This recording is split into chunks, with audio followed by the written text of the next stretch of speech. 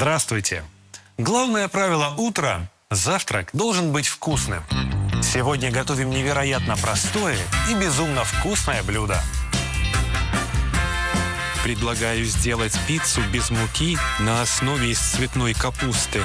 Это блюдо точно понравится тем, кто следует модной тенденции правильного питания.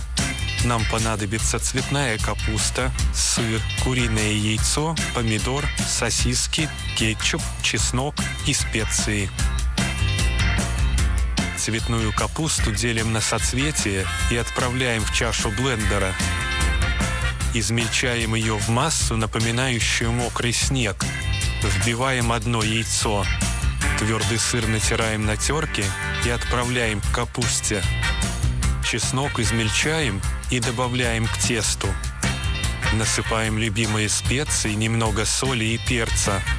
Перемешиваем, чтобы все продукты хорошо смешались между собой. На противне, застеленном пергаментной бумагой, формируем основу для пиццы. Запекаем в заранее разогретой до 180 градусов духовке 15 минут. Помидор нарезаем кружочками. Натираем немного твердого сыра и моцареллу для пиццы. Сосиску режем небольшими кусочками. Достаем основу для пиццы и смазываем ее кетчупом. Раскладываем кусочки сосиски. Затем распределяем помидоры. Щедро посыпаем пиццу смесью тертых сыров.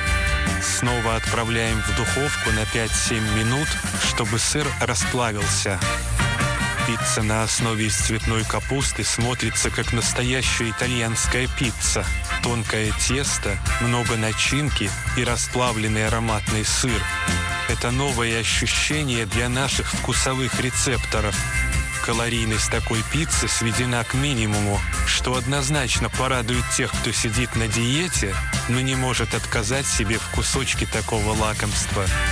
Вкусный завтрак – залог успешного дня. Приятного аппетита!